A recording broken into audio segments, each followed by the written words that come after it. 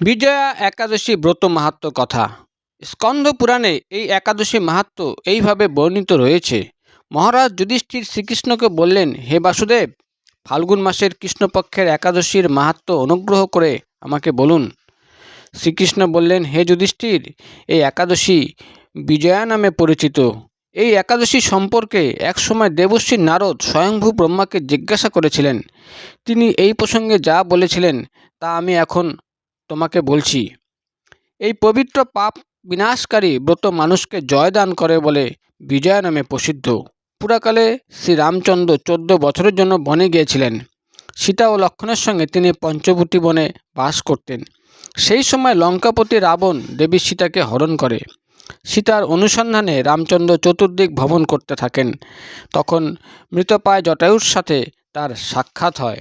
জটায়ু রাবণের সীতাহরণের সমস্ত বৃত্তান্ত রামচন্দ্রকে জানিয়ে মৃত্যুবরণ করে। এরপর সীতা উদ্ধারের জন্য বানররাজ সুগ্রীবের সাথে তিনি বন্ধুত্ব স্থাপন করেন। ভগবান রামচন্দ্রের কৃপায় হনুমান লঙ্কায় গমন করেন। সেখানে অশোক বনে সীতাদেবীর দর্শন করে শ্রীরাম প্রদত্ত আংটি তাকে অর্পণ করেন। ফিরে এসে শ্রীরামচন্দ্রের কাছে লঙ্কার সমস্ত ঘটনার কথা ব্যক্ত করেন। হনুমানের কথা শুনে রামচন্দ্র সুগ্রীবের পরামর্শে সমুদ্র তীরে যান। সেই দুস্তর সমুদ্র দেখে তিনি লক্ষ্মণকে বলেন, হে লক্ষ্মণ, কিভাবে এই অগাধ সমুদ্র পার হওয়া যায়? তার কোনো উপায় খুঁজে পাচ্ছি না। উত্তরে লক্ষ্মণ বললেন, হে পুরুষোত্তম, সর্বজ্ঞাতা আদিদেব আপনি, আপনাকে আমি কি উপদেশ দেব? তবে বকদালব্য নামে এক মুনি এই দ্বীপে বাস করেন। এখান থেকে 4 মাইল দূরে তার আশ্রম। হে রাঘব, আপনি সেই প্রাচীন ঋষিশ্রেষ্ঠকে এর উপায় জিজ্ঞাসা করুন। লক্ষ্মণের মনোরম কথা শুনে তারা সেই মহামুনির আশ্রমে উপনীত হলেন। ভগবান রামচন্দ্র ভক্তরাজ সেই মুনিকে প্রণাম করলেন। মুনিবর রামচন্দ্রকে পুরাণ পুরুষ বলে জানতে পারলেন। আনন্দ ভরে জিজ্ঞাসা করলেন, হে রামচন্দ্র, কী কারণে আপনি আমার কাছে এসেছেন তা কৃপা করে বলুন। শ্রীরামচন্দ্র বললেন, হে মুনিবর, আপনার কৃপায় সৈন্যসহ আমি এই সমুদ্র তীরে উপস্থিত হয়েছি। রাক্ষস রাজের লঙ্কা বিজয় করাই আমাদের প্রধান উদ্দেশ্য। যাতে এই ভয়ঙ্কর সমুদ্র উত্তীর্ণ হতে পারি তার উপায় জানবার জন্য আমরা আপনার কৃপা প্রার্থনা করি। মুনিবর প্রসন্নচিত্ত পদ্মলোচন ভগবান শ্রীরামচন্দ্রকে বললেন, হে রাম, আপনার অভীষ্ট সিদ্ধির জন্য যে শ্রেষ্ঠ ব্রত করণীয় আমি তা বলছি। ফাল্গুন মাসের কৃষ্ণপক্ষের বিজয়া নামক একাদশী ব্রত পালনে আপনি নিশ্চয়ই সৈন্যসহ সমুদ্র পার হতে পারবেন। এই ব্রতের বিধি শ্রবণ করুন।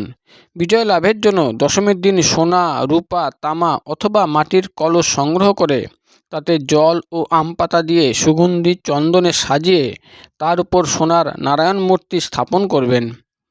একাদশীর দিন যথাবিধি প্রাতঃস্নান করে কলসের গলায় মালা চন্দন পরিয়ে উপযুক্ত স্থানে নারকেল ও গুবাক দিয়ে পূজা করবেন। এরপর গন্ধ, পুষ্প, তুলসী, ধূপ, দীপ, নৈবেদ্য ইত্যাদি দিয়ে পরম ভক্তি সহকারে নারায়ণের পূজা করে হরিকথা কীর্তনে সমস্ত দিন যাপন করবেন। রাত্রি জাগরণ করে অখণ্ড ঘি প্রদীপ প্রজ্বলিত রাখবেন। দ্বাদশীর দিন সূর্যোদয়ের পর সেই কলস বিসর্জনের জন্য কোনো নদী, সরোবর বা জলাশয়ের কাছে গিয়ে বিধি অনুসারে পূজা নিবেদনের পরে তা বিসর্জন দেবেন। তারপর ওই মূর্তি বেদজ্ঞ ব্রাহ্মণকে দান করবেন। এই ব্রতর প্রভাবে নিশ্চয়ই আপনার বিজয় লাভ হবে। ব্রহ্মা বললেন, হে নারদ, ঋষির কথা মতো ব্রত অনুষ্ঠানের ফলে তিনি বিজয়ী হয়েছিলেন। সীতা প্রাপ্তি, লঙ্কা জয়, রাবণবধের মাধ্যমে শ্রীরামচন্দ্র অতুল কীর্তি লাভ করেছিলেন। তাই যথাবিধি যে মানুষ এই ব্রত পালন করবেন তাদের এই জগতে জয়লাভ এবং পরজগতে অক্ষয় সুখ সুনিশ্চিত জানবে। হে যুধিষ্ঠির, এই কারণে এই বিজয়া একাদশী ব্রত পালন অবশ্য কর্তব্য। এই ব্রত কথার শ্রবণ কীর্তন মাত্রই বাজপেয় যজ্ঞের ফল লাভ হয়। এই হলো বিজয়া একাদশী ব্রত মাহাত্ম্য কথা। রাধে রাধে।